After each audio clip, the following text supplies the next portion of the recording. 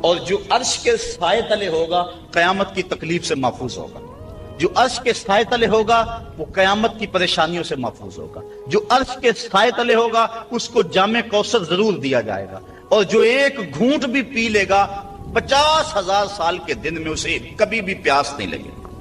تو جس نے اپنے صدقے کو خفیہ دیا، دائیں نے دیا بائیں کو خبر نہ ہو، اللہ اکبر۔ بلکہ علماء اس کی تشریح میں لکھتے ہیں کہ جس کو صدقہ دیا جا رہا ہے بہتر ہے کہ اس کو بھی خبر نہ ہو، اس انداز سے اس کے گھر میں پھینک آؤ کہ اسے بھی پتا نہ ہو کہ میرے اوپر کون مہربانی کر گیا۔ اللہ اکبر۔ اگر ایسا ہو تو یہ انتہائی خفیہ حالت ہے۔ اللہ اکبر اللہ اکبر۔ تو کہا کہ اگر تم صدقہ خفیہ دو تو وہ بھی تمہارے لیے بہتر ہے، اور اگر تم ظاہر دو تو ظاہر دینا کس وقت مستحب ہے، جس میں کسی شخص کی ذات کا معاملہ نہ ہو۔ مثال کے طور پہ مسجد کے لیے فنڈ مانگا جا رہا ہے، دارالعلوم کے لیے مانگا جا رہا ہے، کسی ہاسپٹل کے لیے مانگا جا رہا ہے، کسی اور رفائی کام کے لیے مانگا جا رہا ہے، لہٰذا وہاں آپ اس نیت سے کہ اگر میں اٹھ کے اعلان کروں گا تو میرے دیکھا دیکھی کئی اعلان کریں گے، لہٰذا مدد ہو جائے گی۔ تو آقا کریم نے ایک مرتبہ جہاد کے لیے فنڈ مانگا تو ایک صحابی نے جلدی سے آغاز کر دیا، اس کو دیکھنے سے باقی بھی اٹھ کھڑے ہوئے۔ تو آقا کریم نے اس وقت فرمایا تھا من سنہ فی الاسلام میں سنتن حسنتن فلہ اجرہا، جس نے اسلام میں ایسے اچھے طریقے کو رائج کیا اللہ تعالیٰ اس کو اس کا اجر عطا فرمائے گا، اور اس کے دیکھا دیکھی جس نے اس کام کو کیا اللہ اس کا اجر بھی سے عطا فرمائے گا۔ تو اس نیت سے اگر ظاہر کر لیا جائے تو وہ زیادہ فضیلت والا ہے۔ دوسرا، اگر آپ خفیہ کی بجائے اعلانیہ کرتے ہیں تو اس سے آپ کے نفس پر ریاکاری کا امکان پیدا ہو جاتا ہے، تو پھر بہتر یہ ہے کہ ریاکاری سے بچنے کے لیے خفیہ صدقہ کیا جائے تاکہ اللہ تعالیٰ آپ کی اس عمل کی برکت آپ کو نصیب فرمائے، ورنہ ایسا ہوگا کہ ریاکاری سے سب کچھ برباد ہو جائے گا۔ آگے ارشاد فرمائے وَيُكَفِّرُ عَنْكُم مِّن سَيِّئَاتِكُم، اگر تم اللہ کی راہ میں چھپ کے یا ظاہر صدقہ کرو گے تو اللہ کے نزدیک وہ بہتر ہے، اور وہ اس سے تمہارے گناہوں کو اتار دے گا، یعنی صدقہ دینے سے جو ہے وہ گناہ مٹتے ہیں۔ واللہ بما تعملون خبیر، اور جو تم کر رہے ہو اللہ اس کو دیکھ رہا ہے، نہیں کسی نے دیکھا، جس کو تم نے دیا اس نے بھی نہیں دیکھا، کسی کو نہیں کانوں کان خبر ہوئی، لیکن جس کے لیے دے رہے وہ تو دیکھ رہا ہے۔ اللہ اکبر۔ یہ اپنی اپنی نیت پر منحصر ہے کہ کس کی نیت کیا ہے۔ لیس علیک ہداہم ولکن اللہ یہدی من یشاء، اے حبیب آپ کے اوپر لازم نہیں ہے کہ ان کافروں کو جو ہے وہ آپ ہدایت دیں، بلکہ اللہ جس کو چاہتا ہے ہدایت دے دے۔ یہ کفار کو صدقہ دینے کے جواز پر آیت نازل ہوئی۔ صحابہ صدقہ اپنا دیتے تھے، اپنوں کو مسلمانوں کو بھی، لیکن ان کے رشتہ دار کافر بھی ہوتے جو پریشان ہوتے، تو دل میں آتا یہ کافر ہیں، تو اللہ تعالیٰ نے اجازت دی کہ ان کو بھی آپ دے سکتے ہیں۔ تو کافر کو صدقہ واجبہ نہیں لگتا، یعنی زکوٰۃ نہیں لگتی، صدقہ فطر نہیں لگتا، اور جو منت کا جو صدقہ ہے وہ نہیں لگتا، واجبہ نہیں لگتا، نافلہ صدقے جو ہیں ویسے تعاون کر دیا جائے تو وہ اس کو لگ جاتا ہے۔ اس کی دلیل قرآن مجید کی یہ آیت ہے۔ وَمَا تُنْفِقُوا مِنْ خَيْرٍ فَلِأَنفُسِكُمْ، اور تم جو اچھی چیز دو تو تمہارا ہی اس میں بھلا ہے، فائدہ تمہیں ہی ہوگا، تمہارا ہی بینک ہے۔ وَمَا تُنْفِقُونَ إِلَّا ابْتِغَاءَ وَجْهِ اللَّهِ، اور تمہیں خرچ کرنا مناسب نہیں مگر اللہ کی رضا چاہنے کے لیے۔ وَمَا تُنْفِقُوا مِنْ خَيْرٍ يُوَفَّى إِلَيْكُمْ، اور جو مال تم خدا کی راہ میں دو گے اس کا تمہیں پورا پورا اجر ملے گا۔ وَأَنْتُمْ لَا تُظْلَمُونَ، تمہارے سے ظلم نہیں کیا جائے گا، جدیا اس کا پورا پورا اجر ملے گا۔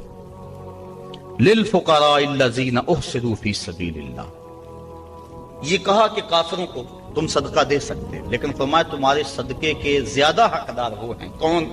للفقراء الذین، وہ فقیر لوگ، احسروا فی سبیل اللہ، جو اللہ کی راہ کے اندر رکے ہوئے۔ اس سے مراد احسروا فی سبیل اللہ سے مراد مفسرین نے اصحاب صفہ لیے ہیں۔ یہ 400 کے قریب صحابہ تھے، 300 سے لے کر 400 تک ان کی تعداد مختلف روایات میں آئی ہے، جو مسجد نبوی میں رہتے تھے۔ ان کا نام کوئی گھر تھا نہ ان کے اہل تھے، بس سارا دن مسجد نبوی میں رہتے۔ حضور نے ان کے لیے ایک چبوترا بنوا دیا جس کو صفہ کا چبوترا کہا جاتا ہے، تو وہ اس پہ بیٹھے رہتے، حضور کے انتظار میں رہتے۔ آقا کریم آتے تو وہ حضور سے دین سیکھتے، بلا تعین اوقات حضور سے دین سیکھتے، کسی غزوے پر حضور ان کو چاہتے تو ساتھ لے جاتے، کسی سرایہ پہ بھیجتے تو وہ حضور کے حکم کی جو ہے وہ تعمیل کرتے، زیادہ کوشش کرتے کہ وہ لکڑیاں اکٹھی کر کے ان کو بیچ کر اپنے پیٹ کا گزارا کرتے، لیکن مصروفیت چونکہ تعلیم دین میں تھی تو وہ کمائی نہیں کر سکتے تھے۔ اللہ تعالیٰ جل شانہ نے یہاں باقاعدہ یہ بات ارشاد فرما دی، لا یستطیعون ضربا فی الارض، وہ زمین پر چل نہیں سکتے، یعنی باقاعدہ وہ کاروبار نہیں کر سکتے کیونکہ وہ دین کے علم کے لیے رکے ہوئے ہیں۔ کہا تمہارے صدقے کے زیادہ حقدار یہ طلباء ہیں، دین والے لوگ جو سب کچھ چھوڑ کے دین سیکھ رہے ہیں۔ یحسبہم الجاہل اغنیاء من التعفف، سوال نہ کرنے کی وجہ سے اس کو ناواقف آدمی سمجھتے ہیں یہ تو بڑے ٹھیک ٹھاک ہیں، یہ تو غنی ہیں، کیونکہ ہر بندہ اندر نہیں جھانک سکتا۔ وہ کیا کسی نے کہا تھا نا، ہستی پلکوں کے نیچے غم بھی پلتے ہیں، ہستی پلکوں کے نیچے غم بھی پلتے ہیں، مگر کون دیکھتا ہے اتنی گہرائی میں۔ تو وہ بظاہر ان کے چہرے مورے ایسے ہیں کہ لگتا یہ ہے کہ یہ بڑے ٹھیک ٹھاک، ضرورت ہی نہیں ہے، لیکن مالداروں کے اوپر لازم ہے کہ ان کو بھی تلاش کریں جو مانگتے نہیں اور ان کے گھر جا کے ان کی اعانت کر کے آئیں۔ اللہ نے اپنے محبوب سے مخاطب کر کے کہا تعرفہم بسیماہم، محبوب تو ان کی پیشانیوں سے پہچان لیتا، لوگ نہ جانے تجھے تو پتا ہے۔ حضرت ابو ہریرہ رضی اللہ تعالیٰ عنہ باہر آ کے بیٹھ گئے، کہتے مجھے بھوک بڑی لگی ہوئی تھی اور اتنی بھوک کہ گزارا نہیں ہو رہا تھا، بیٹھا نہیں جا رہا تھا۔ میں نے کہا کوئی آدمی گزرتا میرے چہرے کو دیکھ کے پہچان لے گا۔ پھر ایک صحابی آئے، میں نے ان سے ایک مسئلہ پوچھا، وہ مسئلہ بتا کے چلے گئے۔ دوسرے آئے، میں نے قرآن کی آیت کے بارے میں پوچھا، وہ بتا کے چلے گئے۔ پھر دل و قلب و نگاہ کے مرشد اولین آ گئے۔ میں نے حضور سے مسئلہ پوچھا، حضور نے کہا ابو ہریرہ بھوک لگی ہوئی ہے؟ میں نے کہا ہاں حضور بھوک لگی ہوئی۔ پوچھا مسئلہ؟ آقا کریم میں بھوک لگی ہے؟ ہاں حضور بھوک لگی ہے۔ مسئلہ ہی یہی تھا؟ کہتے ہیں آ جاؤ میرے ساتھ آ جاؤ۔ پھر وہ روایت آپ علماء سے سنی کہ حضور اندر چلے گئے، اجازت دی۔ حضرت ابو ہریرہ فرماتے ہیں میں دیکھا دودھ کا ایک پیالہ پڑا، کہا ابو ہریرہ جاؤ جو صفہ پہ بیٹھے ان کو بھی بلا لاؤ۔ میں سوچا وہ تو 70 ہیں اور دودھ کا پیالہ ایک، لیکن حضور کا حکم تھا، میں بلا لایا۔ کہا اب ان کو پلاؤ۔ کہا پریشان تھا لیکن جب پہلے نے پیا ذرا بھی کم نہ ہوا۔ میں سمجھ گیا حوض کوثر کی نہروں سے کنیکشن جڑ گیا ہے۔ کہا کہ ان سب کو پلاؤ۔ کہا ایک نے پیا، پھر دوسرے نے پیا، 70 آدمی دودھ پی گئے۔ اللہ اعلیٰ حضرت فرماتے ہیں ہاں جناب ابو ہریرہ، کیسا تھا وہ جام شیر جس سے 70 سالوں کا دودھ سے منہ بھر گیا۔ اللہ اکبر۔ کہتے ہیں پھر حضور نے مجھے پلایا، کہا اور پیو اور پیو، حتیٰ کہ میں سراب ہوا۔ حضور اب نہیں پیا چاہتا۔ پھر آقا کریم وہ پیالہ لیا۔ استاذ المکرم فرمایا کرتے تھے یہ تو دیکھتے ہو کہ ایک دودھ کا پیالہ 70 کے لیے کافی ہو گیا، یہ بھی تو دیکھو کونین کا سردار اور 70 کا جوٹا پی رہا۔ اس پہلو پہ بھی ذرا نظر جائے۔ اللہ اکبر۔ تو کہا محبوب تم تو جانتے ہو ان کے چہروں سے، اللہ اکبر، کہ وہ لوگوں سے سوال نہیں کرتے۔ لا یسألون الناس الحافا، وہ لوگوں سے لپٹ کر سوال نہیں کرتے، بڑے خوددار ہوتے ہیں۔ عموماً ایسے لوگوں کی تلاش بڑی ضروری ہے کہ جو لوگوں سے سوال نہیں کرتے، ورنہ ہم نے دیکھا ہے کہ جو لوگ مانگنے والے ہیں، سوال کرنے والے ہیں، وہ تو لاکھوں روپے جمع کر لیتے ہیں، اور جو بیچارے عزت نفس کا لحاظ رکھنے والے ہوتے ہیں ان تک کوئی بھی نہیں پہنچتا۔ آپ دیکھ لیں اپنے معاشرے کے اندر سروے کر کے دیکھ لیں، یہ ہماری ذمہ داری ہے، محروم تک بھی پہنچنا اور سائل تک بھی پہنچنا۔ اور یہ بات ذہن میں رکھیں کہ سوال کرنا یہ مومن کی شان نہیں ہے، بلکہ حضرت سیدنا صدیق اکبر جا رہے تھے تو آپ کا کوڑا گر گیا، گھوڑے سے اترے اور نیچے سے اٹھایا اور پھر بیٹھے۔ خادم نے عرض کی حضور آپ فرما دیتے میں اٹھا کے دے دیتا۔ کہا حضور نے سوال کرنے سے منع کیا، اس لیے میں نہیں سوال کرنے کی ہمت رکھتا۔ یہاں تک جو ہے وہ ہمارے جو ہے وہ اسلاف جو بزرگ جو ہیں صحابہ اس کا خیال رکھتے تھے۔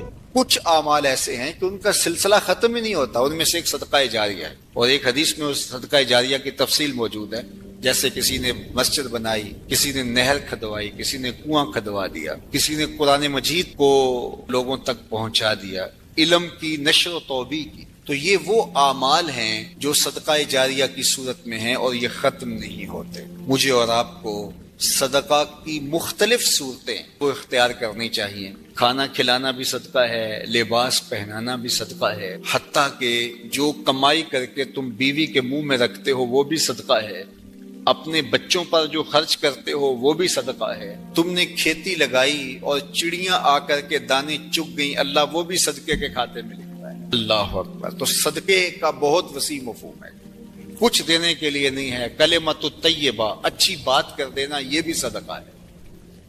راستے میں پڑی ہوئی چیز کو اٹھا دینا، اس کو بھی کہا چھوٹی نیکی نہ سمجھنا. تو مختلف صدقے کی صورتیں ہیں، سب ہمیں ادا کرنی چاہیے. لیکن ایک بہترین شکل صدقے کی صدقہ جاریہ ہے، اور وہ مسجد بنا دینا، وہ دارالعلوم بنا دینا، وہ نہر کھدوا دینا، وہ جو ہے وہ کنواں کھدوا دینا. حدیث میں آتا ہے جس طرح وہ آیت کریمہ نازل ہوئی، لن تنالوا البر حتى تنفقوا مما تحبون. تو بیر ہا لے کر کے صحابی اس کا معاملہ لے کر آگے، حضور مجھے سب سے زیادہ محبوب یہی کنواں ہے، تو میں یہی اللہ کی راہ میں پیش کروں. اللہ اکبر. تو وہ صدقہ جاریہ کی شکل ہے. دور موجود کے اندر جن علاقوں میں پانی نہیں ہے، آر او پلانٹ وہاں لگا دینا، یہ کنواں کھدوانے کا دور موجود کے اندر ایک منظم طریقہ ہے.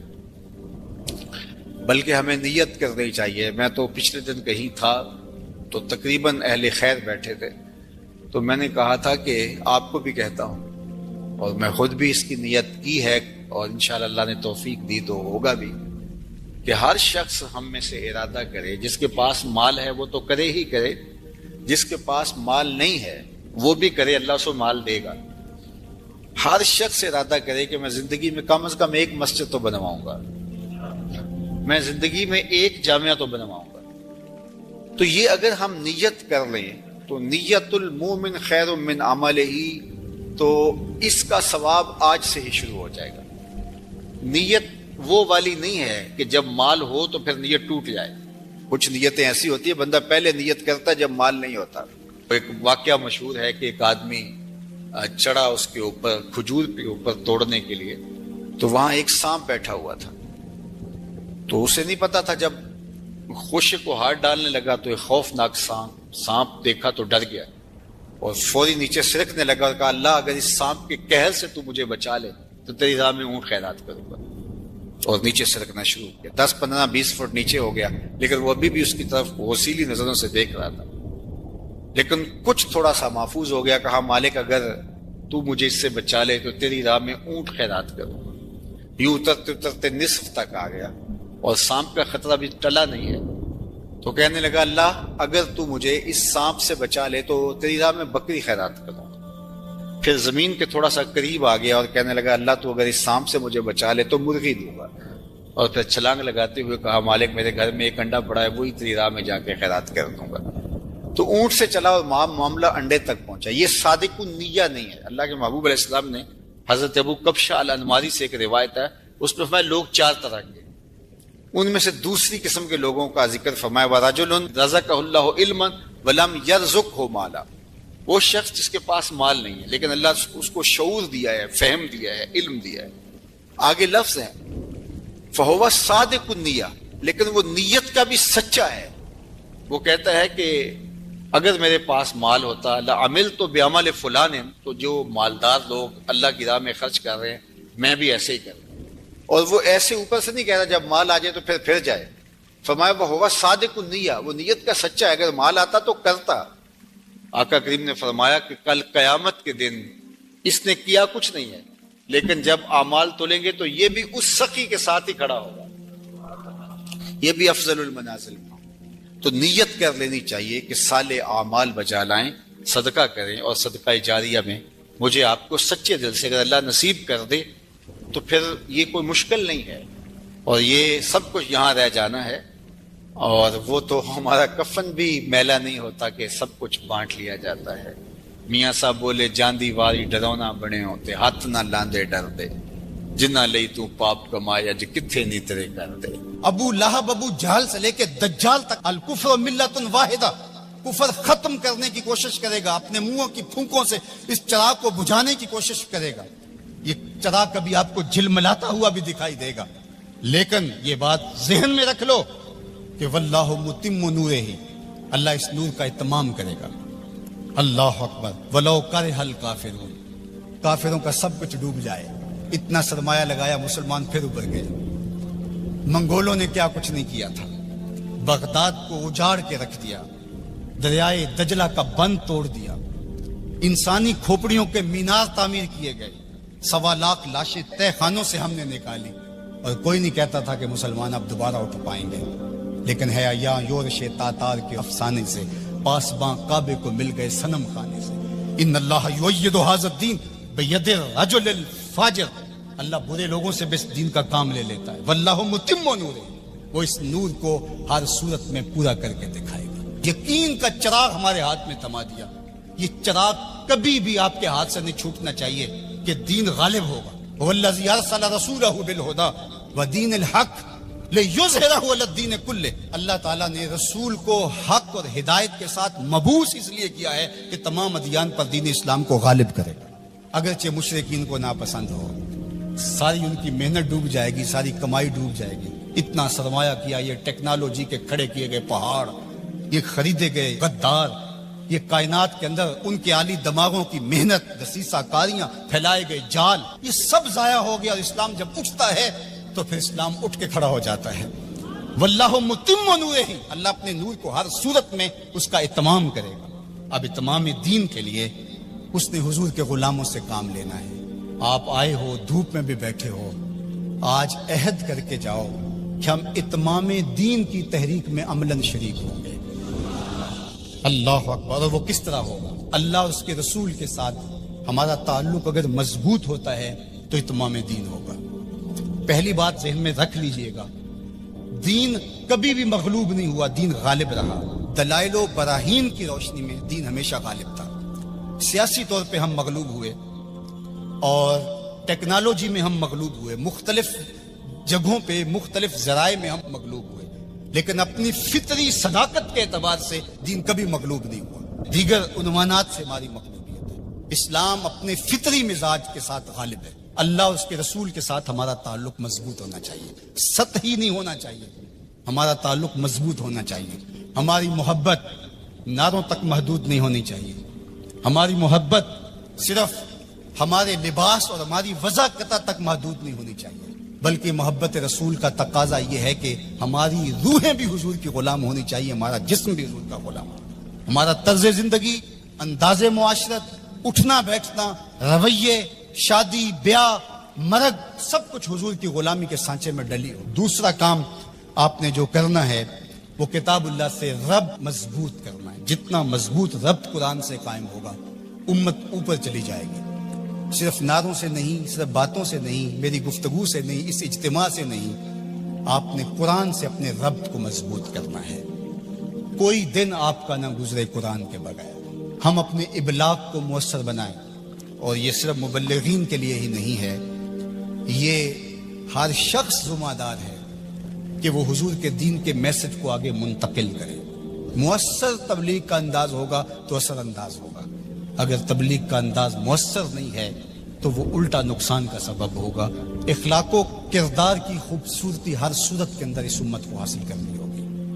امت گر جائے، امت عروج پہ ہو، جس صورت کے اندر بھی ہیں، اپنی گفتگو کو، اپنے طرز زندگی کو، اپنے انداز معاشرت کو خوبصورت رکھیں گے اور ہمارا کردار بتائے گا کہ ہم حضور کے غلام ہیں، تو ہم چاہے ایک ہی فرد ہوں گے تو اس پیغام کو لے کر آگے بڑھ جائیں گے، لیکن لاکھوں بھی ہوں گے لیکن بدتمیز ہوں گے کردار کے اعتبار سے، رویوں کے اعتبار سے، اخلاقیات کے اعتبار سے، تو پھر کچھ بھی نہیں ہوگا، ہم ایک جھاگ کی طرح ہوں گے۔ تعلیم کا نظم امتوں کو کھڑا کرتا ہے، اور تعلیم کے ذریعے سے قومیں آگے بڑھتی ہیں، اور جہالت ہی قوموں کی بربادی کا سبب اور ذریعہ ہوتا ہے۔ اسی لیے ادارۃ المصطفیٰ نے اس سیکٹر کے اندر خاص طور پہ اپنے کام کو آگے بڑھانے کا آغاز کیا ہے، اس لیے کہ ممبر و محراب کو اگر صالح افراد نصیب ہو جائیں جو دین کی روح کے مطابق ان تک پیغام پہنچا سکے تو یہ امت کھڑا ہوتے ہوئے دیر نہیں لگے گی۔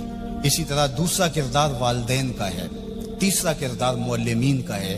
امت سازی کے عمل میں یہ 3 کردار انتہائی اہم ہیں، اور چوتھا کردار دور موجود کے اندر میڈیا کا ہے، جس سے ہم سر دست کوئی توقع نہیں رکھ سکتے، لیکن یہ 3 کردار جو ہیں یہ انتہائی اہم ہیں، ان کرداروں کو ہمیں سنبھالنا پڑے گا۔ غلبہ دین کا شوق جنون کی حد تک ہمارے سینے میں موجود ہونا چاہیے، لیکن یہ بات ذہن میں رکھے کہ اگر ہم یہ نہیں کر پاتے تو ہمارے ذمے نہیں ہے، ہمارے ذمے جو ہے وہ کوشش اور محنت کرنا ہے۔ جب انسان یہ طے کر لیتا ہے کہ یہ میں نے کرنا ہی کرنا ہے اور وہ نہیں ہو پاتا تو وہ مایوس ہو جاتا ہے۔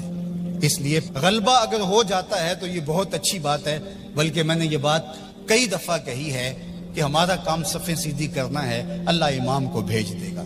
لیکن خود اگر ہم کہیں کہ ہم امام بن کے بھی ہم نے بیٹھنا ہے تو پھر گھر کا راستہ بھول گئے، ہم گھر جانے کی جلدی میں پھر ہم راستہ بھول جائیں گے۔ ادارۃ المصطفیٰ ایک مربوط فکر کا نام ہے، اس کے طے شدہ اہداف ہیں، لیکن یہ بات ذہن میں رکھیے گا کہ ہم ایک طوفان سینے میں رکھنے کے باوجود ایسی جلد بازی کبھی نہیں کریں گے جس سے ہمارا راستہ کھوٹا ہو جائے۔ ہم سمجھتے ہیں، اور اس وقت جو دکھ پھیلے ہوئے ہیں، امت جس درد میں مبتلا ہے، ایک وقت تھا اس زمانے میں ہم بھی کہتے تھے کوئی شہر دے لوگ بھی ظالم نے، کوئی سانو مرن دا شوق بھی ہے، وہ شوق فراواں مرنے کا سینے میں موجود ہے۔ لیکن آج میں یہ بھی کہنا چاہوں گا کہ اے اشک آہستہ بریز کہ غم زیادست، اے آنسو ہولے ہولے برسو غم زیادہ ہے، اے شمع آہستہ بسوز کہ شب دراز است۔ رات بہت لمبی ہے، رات بہت تاریک ہے، اس شمع کو بچا بچا کے جلانا ہے، کہیں بجھ نہ جائے یہ چراغ اور بات آدھی رات اندھیرے میں ڈوب جائے۔ اگر تم چراغ ہدایت ہو، اگر تمہارے دم سے اجالے ہیں، اگر تمہاری وجہ سے اللہ کی مخلوق خیر کی راہوں کو اختیار کر رہی ہے، اگر تم امت کی ضروریات کو سمجھنے کی صلاحیت رکھتے ہو تو پھر ہولی ہولی جلو، اس لیے کہ شب دراز است، رات بہت لمبی ہے، اس لیے ہولے ہولے آہستہ آہستہ منزل کی طرف بڑھتے جاؤ۔ ہاں اٹھنے والا قدم رہے منزل کی طرف، چونٹی کی چال پہ بھی چلو گے تو منزل پہ پہنچ جاؤ گے۔ امت کے تصور کو ہمیشہ اجاگر رکھنا، حضور کی امت بن کے رہنا۔ آپ اپنی شناخت کو، آپ کی علاقائی شناخت ہے، آپ کی مسلکی شناخت ہے، آپ کی خاندانی شناخت ہے، آپ کی جو بھی شناختیں ہیں ان شناختوں کو باقی رکھو۔ میں ان شناختوں کا انکار نہیں کرتا، لیکن آپ کا تعارف امت کے حوالے سے آگے بڑھنا چاہیے، اور امت یہ ایک آفاقی تصور ہے کہ جو آپ کو کھڑا کر دے گا اور آقا کریم علیہ السلام کی تسکین قلب کا سبب اور ذریعہ بنے گا۔ جب علماء مشائخ ایک دوسرے کے جبے ادھیڑ رہے ہوتے ہیں، منبر رسول جو حضور کا دیا ہوا ہوتا ہے اس پہ ایک دوسرے کو کافر کہہ رہے ہوتے ہیں، اور کسی کو کافر کہنے پہ جشن منا رہے ہوتے ہیں، اور ان کی پگڑیاں ادھیڑ کے اس کی دھجیاں بکھیر رہے ہوتے ہیں، اور اس پہ رقص کر رہے ہوتے ہیں، گنبد خضرا میں رسول اللہ کو کتنی تکلیف ہوتی ہوگی۔ تو اس لیے امت بن کے رہو، بکھر کے نہ رہنا۔ سیاسی شعور اچھی طرح سے آپ کے اندر ہونا چاہیے۔ ہم انتخابی سیاست سے گریز اس لیے کرتے ہیں کہ اس کا نتیجہ ہماری آنکھوں کے سامنے ہے کہ 70 سال میں کچھ نہیں ملا، تو آئندہ ہم جو میسر ہے وہ ہم جو کر رہے ہیں وہ بھی کیوں چھوڑ بیٹھیں۔ اس لیے کہ جو میں کر رہا ہوں اس سے حقیقی سیاسی شعور پیدا ہوگا، رجال کار پیدا ہوں گے، افراد سازی کے عمل سے ہم گزر رہے ہیں۔ وہ ایک زمانے میں مجھے کسی نے کہا کہ آپ ضرور آئیے، اور بڑی ہی محبت کا اظہار کیا اور بہت سبز باغ بھی دیے۔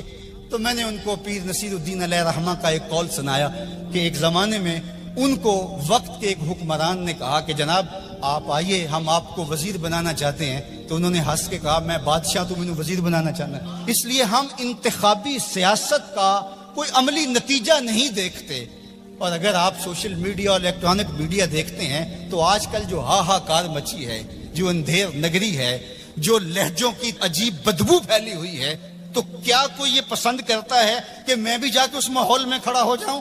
اور اگر کوئی کہتا ہے نہیں جناب آپ صاف سیاست کیجئے، تو میاں یہ صاف سیاست کا تو ماحول پیدا کر رہے ہیں، یہ رجال کار ہی تو پیدا کر رہے ہیں۔ باقی یہ آرزو کہ آپ آئیں، میاں میری یہ آرزو نہیں ہے کہ میں آؤں، وہ ماحول پیدا کرنا چاہتا ہوں کہ کوئی آئے اس کے لیے کوئی بنیادیں تو کھود جائے, کوئی راستے کے اندر سے پتھر تو ہٹا دے.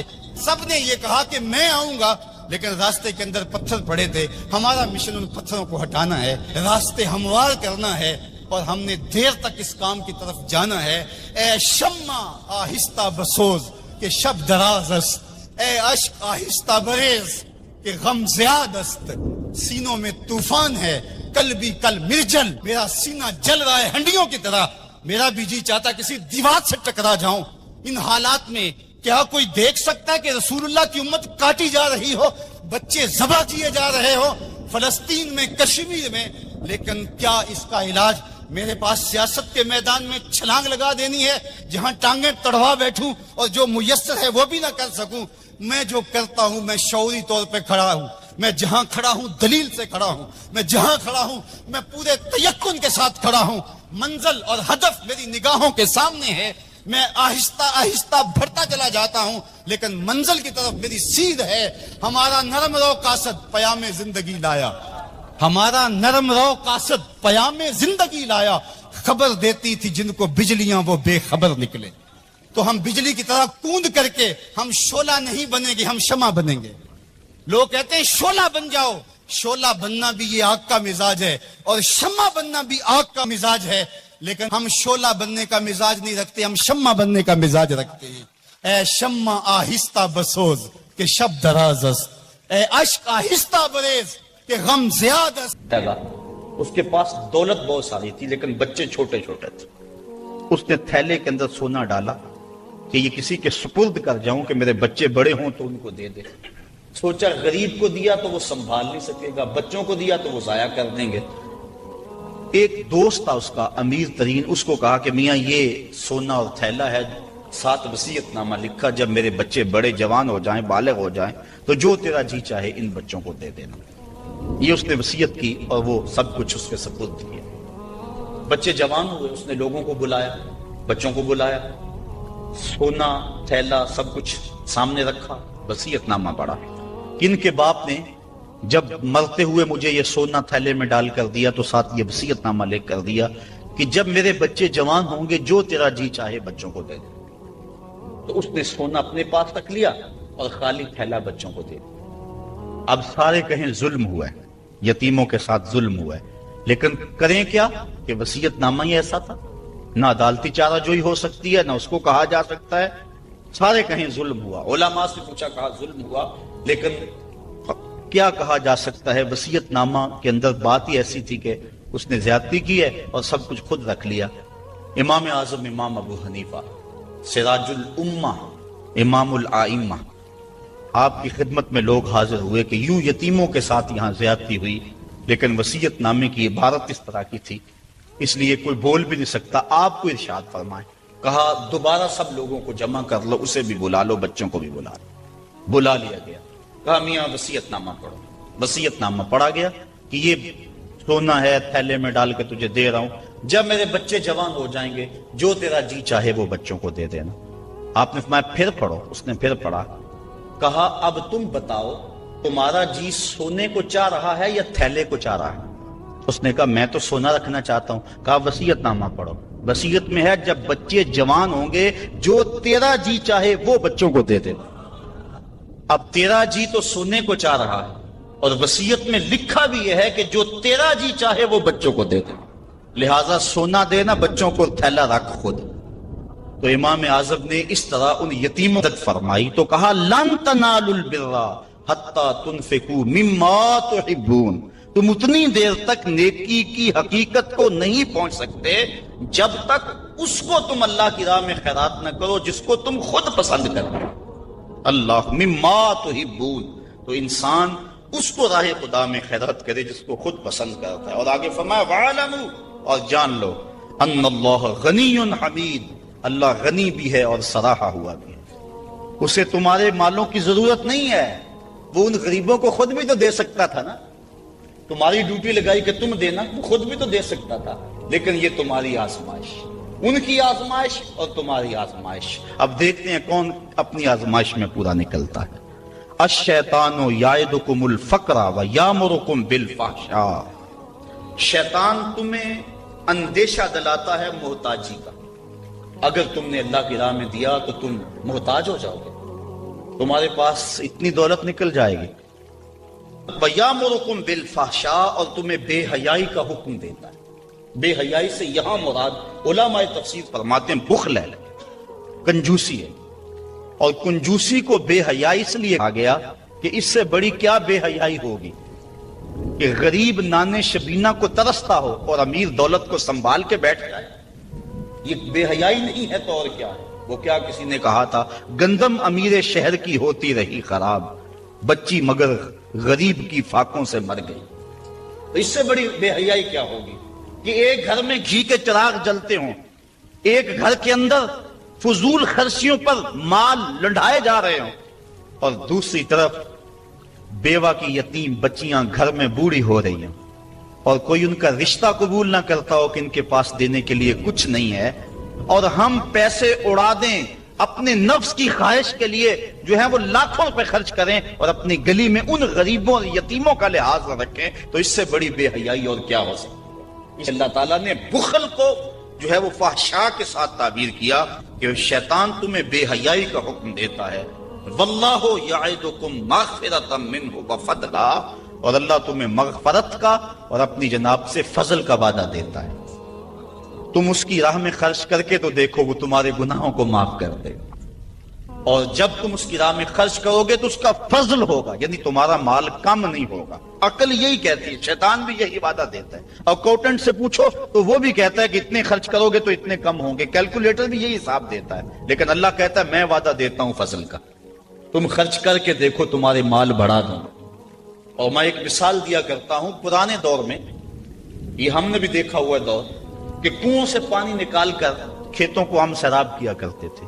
پھر دیکھتے دیکھتے ٹیوب ویل آ گئے تو ان سے پانی ہم اپنے کھیتوں کو دینے لگے. وہ جو کنویں تھے ان کو باقاعدہ بند نہیں کیا. لیکن اب کہیں کوئی پرانا کنواں ہو تو وہاں جا کر دیکھو، ایک تو پانی بہت نیچے جا چکا ہے، دوسرا ڈول ڈال کر نکالو گے تو گندا ہو چکا ہے، سونگو گے تو بدبودار ہو چکا ہے. پانی وافر تھا، شفاف تھا، کثیر تھا، پاکیزہ تھا. لیکن اب وہی پانی نیچے بھی چلا گیا، نہ اس کی فراوانی رہی، نہ اس کی تازگی رہی، نہ اس کا وہ شفاف پن رہا. کیوں؟ اس لیے کہ جب وہ کنواں اپنا فیض باہر دیتا تھا نیچے سے سوتے پھوٹتے تھے. جتنا لٹاتا تھا اللہ اور دے دیتا تھا. جب اس نے باہر دینا چھوڑ دیا اللہ نے اس کو عطا کرنا چھوڑ دیا. اس لیے اس کی راہ میں دیتے جاؤ گے، اللہ خزانوں کے منہ تمہارے لیے کھول دے گا. تمہارے مال میں خدا